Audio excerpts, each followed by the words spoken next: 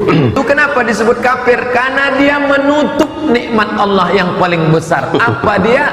Kedatangan Muhammad sallallahu alaihi wasallam. Haleluya, haleluya. Assalamualaikum warahmatullahi wabarakatuh. Salam Aki. Aku kabarkan Injil keselamatan.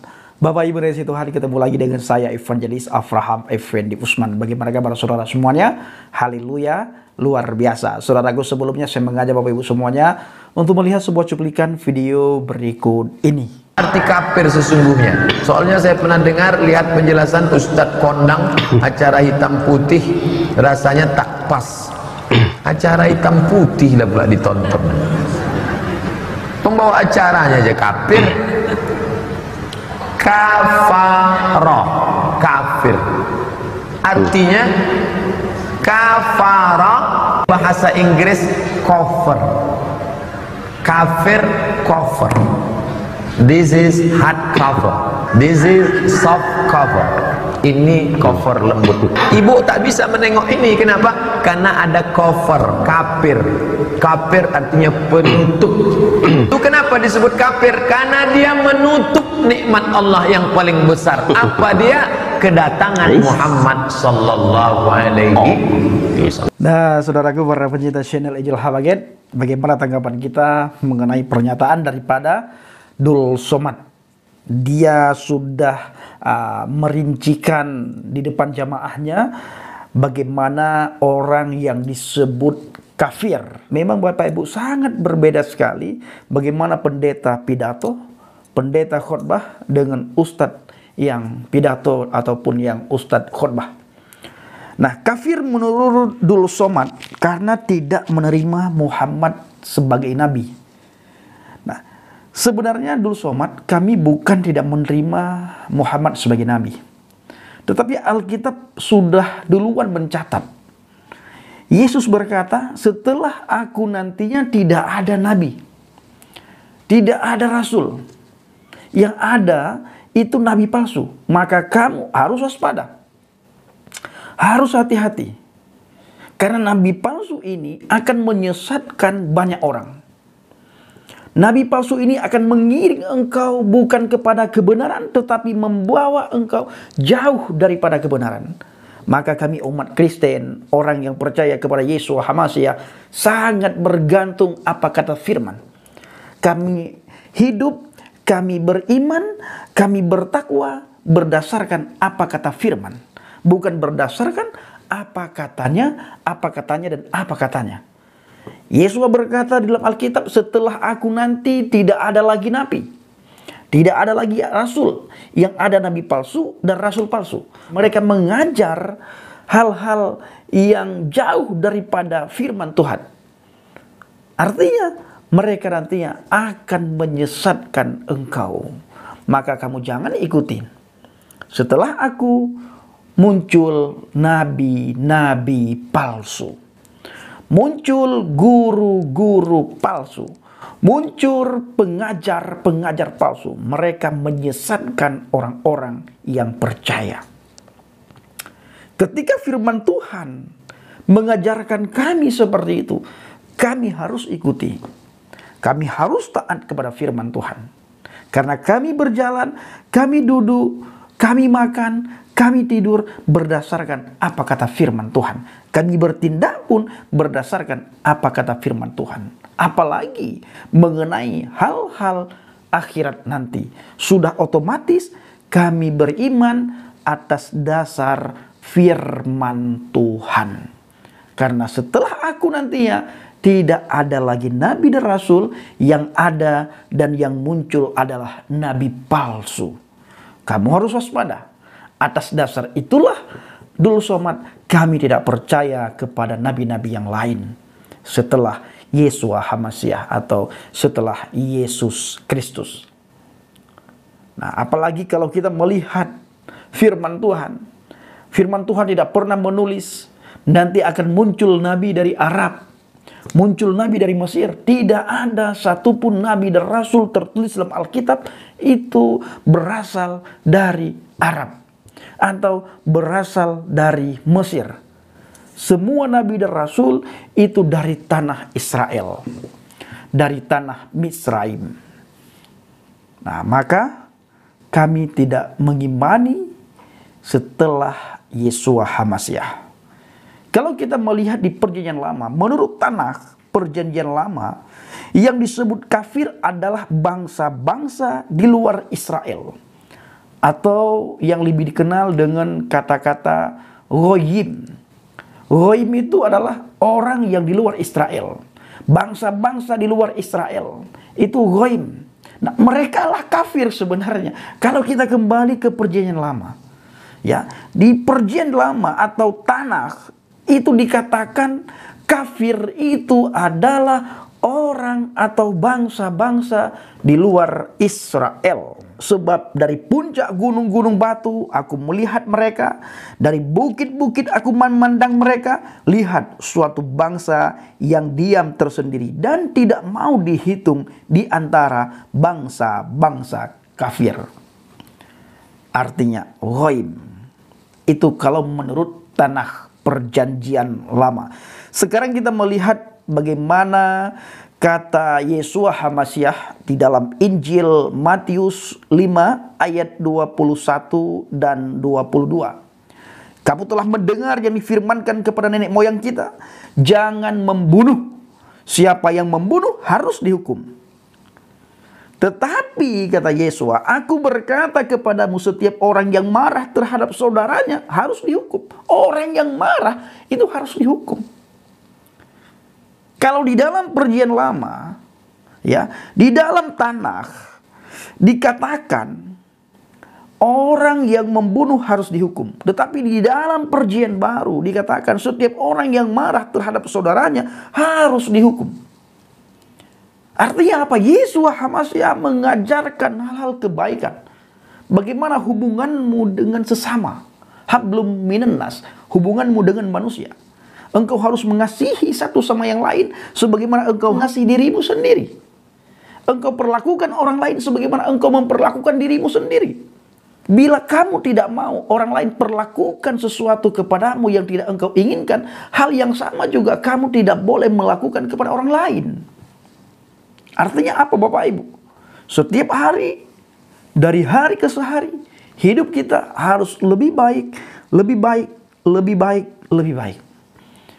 Yesus mengajarkan lagi, siapa yang berkata kepada saudaranya kafir harus dihadapkan ke mahkamah agama. Dan siapa yang berkata jahil harus diserahkan ke dalam neraka yang menyala-nyala. Ini adalah ajaran firman Tuhan, sangat menjunjung tinggi nilai-nilai kemanusiaan. Kita tidak boleh mengkafir-kafirkan satu sama yang lain. Kita tidak boleh menghina satu sama yang lain karena kita semua adalah ciptaan Tuhan. Berbeda dengan saudara kita dari seberang yang baru saja kita saksikan. Dul Somad mengajarkan kepada jamaahnya kafir. Bagaimana orang yang disebut kafir? Siapa yang disebut kafir? Apakah Dul Somad juga tidak pernah membaca hadis atau tidak pernah dia memperdengarkan sebuah hadis? Man kafara kafirun, siapa yang mengkafirkan orang, maka orang itulah yang kafir. Ketika saya mengkafirkan Anda, maka sebenarnya kalau berdasarkan hadis itu, sayalah yang kafir. Kalau Yesus berkata, kafir harus dihadapkan ke mahkamah agama. Dan siapa yang berkata jahil harus diserahkan ke dalam neraka yang menyala-nyala. Tidak boleh sembarangan kita berucap dan berkata. Kita harus menjadi pribadi yang baik. Bahkan kita harus lebih baik dari hari ke hari. Dari hari ke hari harus mencerminkan karakter HaMasyiah. Karakter yang lemah lembut, karakter yang rendah hati. Tetapi ketika berbicara tentang iman, tidak boleh main-main. Siapa yang menyangkal dia, maka kita juga tidak akan diakui nantinya. Kalau kita tidak mau mengakui dia sebagai Elohim, sebagai Tuhan dan Juru Selamat, kita nantinya juga tidak akan mendapatkan pengakuan dari dia. Karena dia adalah hakim yang adil. Dia adalah akan menjadi saksi bagi kita semuanya nanti Bapak Ibu. Dan kita tidak bisa mengelak ketika diperhadapkan nanti bersama dengan para soleh-soleh Tuhan. Kita diperhadapkan di hadapan mahkamahnya Tuhan. Kita Bapak Ibu tidak bisa mengelak. Nah, di situ nanti akan timbul penyesalan Dan kita nanti melihat banyak sekali orang yang menyesal, banyak sekali orang yang meratap, banyak sekali orang yang menangis. Kenapa mereka menangis, meratap, menyesal? Karena masa hidupnya di dunia ini mereka menolak, menghina, mengolok-ngolok Yesua HaMasyiah sebagai Tuhan dan Juru Selamat. Bahkan kita yang percaya kepada Yesua HaMasyiah diolok, dihina, dicaci maki, dicemooh. Tapi apa kata Yesua? Tidak boleh kita ucapkan sepatah kata pun terhadap orang yang mengolok-ngolok kita dengan hal-hal yang jahat. Beda Bapak Ibu, apa yang disampaikan oleh Dul Somad. Jangankan dibandingkan dengan pendeta, dibandingkan dengan apa yang saya sampaikan saja, itu bertolak belakang jauh sekali Bapak Ibu. Apalagi dengan para pendeta. Saudara tidak akan pernah melihat di mimbar-mimbar gereja itu ada cemoohan, cacian, makian, hinaan, kata-kata kafir terhadap orang di luar kekristenan. Tidak pernah ada. Yang ada apa? Bagaimana hidupmu dari hari ke hari melekat erat, intim, akrab dengan Tuhan. Agar Anda mencerminkan karakter HaMasyiah. Dan Anda semakin hari semakin serupa dan segambar dengan Tuhan. Itu yang diajarkan. Bagaimana kita harus takut dengan Tuhan, itu yang diajarkan. Bagaimana kita harus melakukan penginjilan, itu harus yang diajarkan. Bagaimana kita bersaksi, itu yang diajarkan oleh para pendeta. Di samping diajarkan hal-hal yang lain. Dasar-dasar firman Tuhan, dasar-dasar iman kekristenan, bagaimana supaya kita kuat di dalam iman kekristenan. Sehingga kita tidak mudah goyah, kita tidak mudah meninggalkan kekristenan. Kita harus menyadari benar, menyadari betul siapa itu pribadi Yesua HaMasyiah, kenapa dia datang kemari, untuk apa dia datang. Nah, ini diajarkan di mimbar-mimbar gereja. Tidak pernah saudara dapatkan kata-kata yang bisa menyakitkan Anda. Tidak ada. Tapi kalau kita melihat Dul Somad yang mengaku agama rahmatan lil alamin, sering sekali dia melukai orang yang tidak seiman, seakidah, seagama dengannya. Nah sekarang Bapak Ibu kita melihat satu cuplikan video lagi. Somad kan ceramah bukan di gereja. Oh sempat dia ke gereja.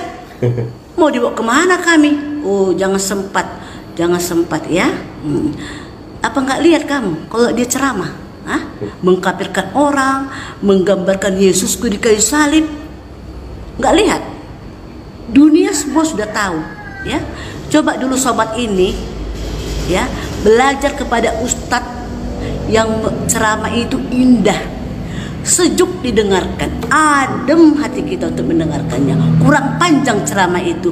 Kalau sudah ustadz yang pintar, yang betul-betul amanah, kita suka mendengarkan. Apalagi aku setiap pagi, setiap jam 6 itu saya suka mendengarkan ceramah Islam.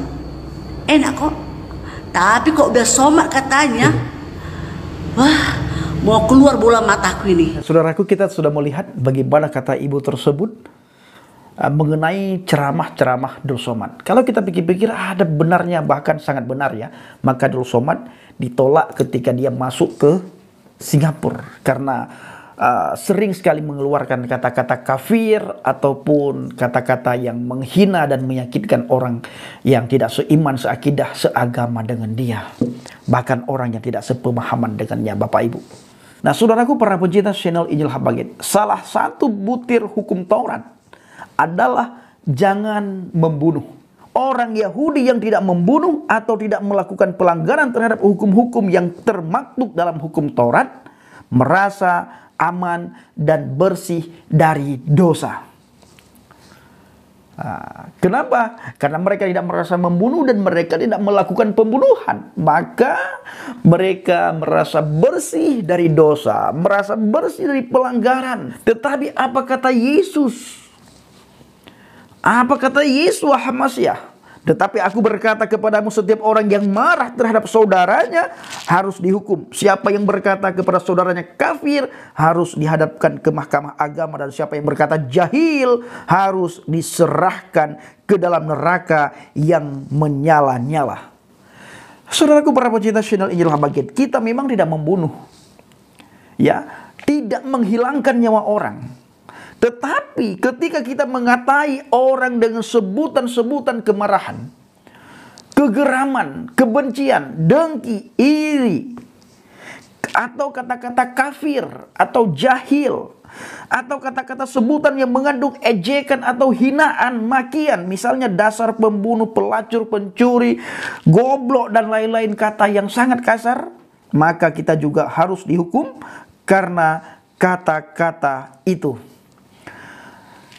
Masalahnya bukan sekedar soal membunuh, tetapi juga soal kecenderungan hati dalam jiwanya. Ini merupakan pelanggaran yang sama besarnya dengan pembunuhan yang sebenarnya. Demikianlah Yesus memberikan salah satu contoh penggenapan hukum Taurat di dalam hukum Perjanjian Baru, yakni hukum kasih. Hukum kasih berdasarkan hati. Hati yang mengasihi, yakni kasih kepada Elohim dan kasih kepada sesama manusia. Matius 22 ayat 37 sampai dengan ayat 40. Bapak Ibu nanti bisa membaca di rumah masing-masing. Matius 22 ayat 37 sampai dengan ayat 40. Saudaraku para pencinta channel Injil Habaget, mari kita selalu mencerminkan karakter Kristus, karakter yang lemah lembut, karakter yang rendah hati, karakter yang mengasihi, hati yang penuh belas kasihan. Kita mengasihi jiwa-jiwa agar banyak jiwa-jiwa terselamatkan, banyak orang mengakui Yesus HaMasiah sebagai Tuhan dan Juru Selamat. Sehingga ketika seseorang mati, mereka tidak mati di dalam dosa-dosa mereka, tetapi mereka mati di dalam rahmat Tuhan, yaitu Yesus HaMasiah. Sudah pasti mereka masuk atau berada di Firdaus bersama dengan para saleh-saleh Tuhan. Tidak berada di dalam golongan orang-orang yang menyesal, orang-orang yang menangis, orang-orang yang meratap, orang-orang yang sangat mengerikan di dalamnya karena ada siksaan dan berbagai macam hal yang mengerikan di sana. Kiranya video singkat ini menjadi berkat bagi kita semuanya, dan kepada pengikut Dul Somad juga bisa melihat bagaimana sisi Alkitab dan sisi daripada apa yang diajarkan oleh Dul Somad. Shalom alaikum bishim hamasiah. Salam aki, aku kabarkan Injil keselamatan. Bapak Yahweh bishim Adonai Yesus HaMasiah, Waruah Kudus memberkati kita semua. Haleluya, amin. Salam murtadin dan salam toleransi.